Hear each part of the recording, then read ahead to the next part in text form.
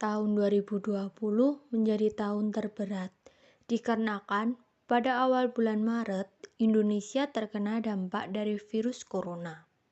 Segala kegiatan terpaksa dihentikan untuk menghindari penyebaran COVID-19.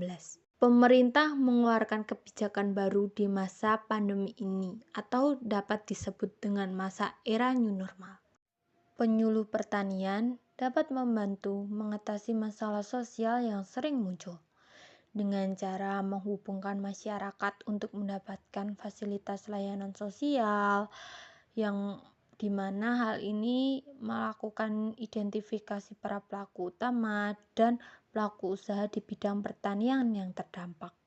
Penyuluhan berperan untuk mendampingi petani dalam produksi pangan serta memastikan kesehatan mereka dan membentuk sikap positif. Dengan keterbatasan fasilitas perdesaan, penyuluh harus berinovasi memanfaatkan teknologi informasi yang ada, tersedia dan mudah diakses oleh masyarakat perdesaan. Selama pandemi COVID-19, banyak permasalahan di bidang pertanian yang bermunculan, seperti tidak terurusnya lahan pertanian dikarenakan pertanian harus stay at home, yang akan berdampak pada gagal panen. Dan jika pertanian turun langsung ke lahan, maka lahan akan terurus dan hasil dapat memuaskan. Penyuluh pertanian dalam hal ini memiliki peran yang sangat strategis dalam rangka memberikan respon terhadap para petani yang terdampak COVID-19, terutama para petani yang berada di daerah pedesaan. Mengingat pemerintah menerapkan masa transisi new normal, penyuluh berada di garis terdepan dalam upaya mewujudkan pertanian yang mandiri, modern, dan juga maju. Respon yang dapat dilakukan oleh seorang penyuluh pasca pandemi COVID-19 ini adalah untuk memfasilitasi petani untuk mendapatkan akses bantuan produktif berupa sarana produksi, akses pembiayaan, dan teknologi dalam rangka mengembalikan keberdayaan petani pasca pandemi. Kegiatan penguatan kapasitas pemuda dan wanita dalam masalah pertanian sebagai bisnis yang dapat dilakukan secara teknis maupun fungsi manajemen.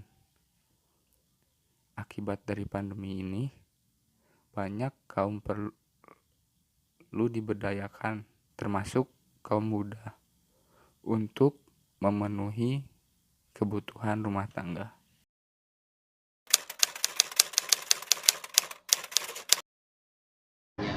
Assalamualaikum warahmatullahi wabarakatuh. Saya penyuluh pertanian mohon untuk bisa berkenalan. Nama saya Joko Sriono, penyuluh pertanian lapangan wilayah saya di Bandung Harjo dan Desa Ujung Watu, Kecamatan Donorojo. Kemudian kalau rumah saya di Jelegong, di Desa Jelegong, RT 10 RW 4, Kecamatan Keling.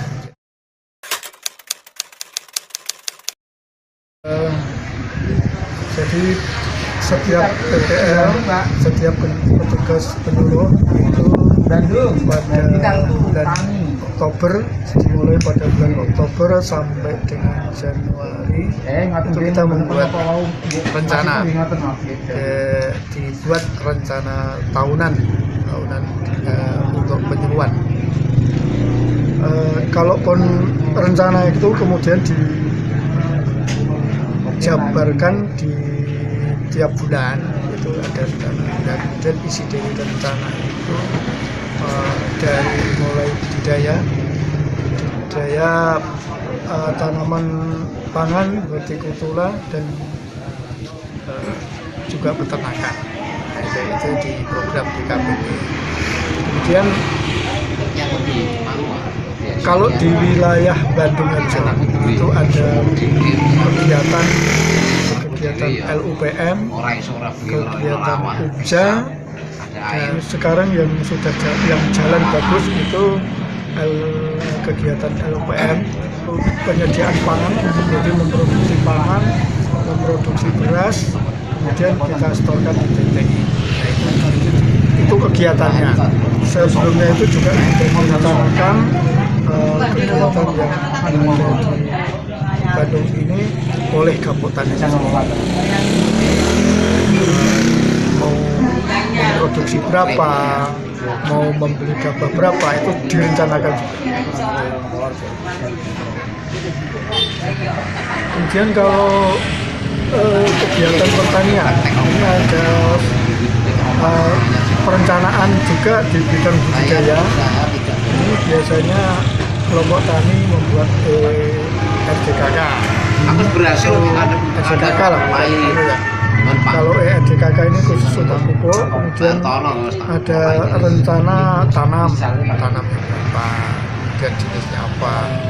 Kemudian pada setiap tahun juga di bulan November nanti ada perencanaan oleh seluruh kelompok tani yang ada di desa itu untuk merencanakan kegiatan berapa hektar. Itu ada perencanaan itu yang dilakukan sementara untuk penyuluh pertanian. Kalau kegiatan yang lain, saya pikir kalau itu program itu berarti dari pertanian, dari coba. Tapi kalau itu rencana itu dari kelompok tani itu sudah semuanya itu secara gambaran secara umum.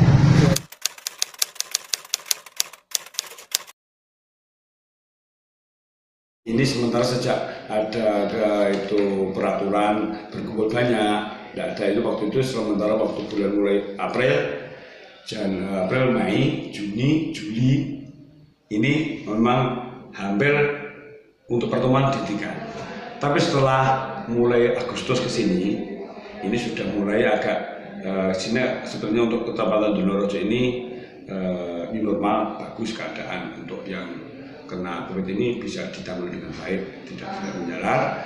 Kemudian pertemuan ya tetap pertemuan ada satu bulan sudah mulai berani di tempat-tempat untuk mendongkrak ini kegiatan bisnis ataupun pertemuan kelompok tani ini tetap kumpul, ada sebagian yang sudah mulai kumpul di lahan juga di perumahan, cuma dengan aturan ya protokol kesehatan tetap, karena untuk ini saling kalau nanti berjalannya kalau nanti terus mandek statis, ini kan juga kasihan kita juga petani. Nah untuk supaya nanti peraturan juga dapat, petani juga tidak akan mengalami kesusahan dalam berusaha ataupun bertani kegiatan biasanya, tetap kumpul ada cuma pakai protokol kesehatan.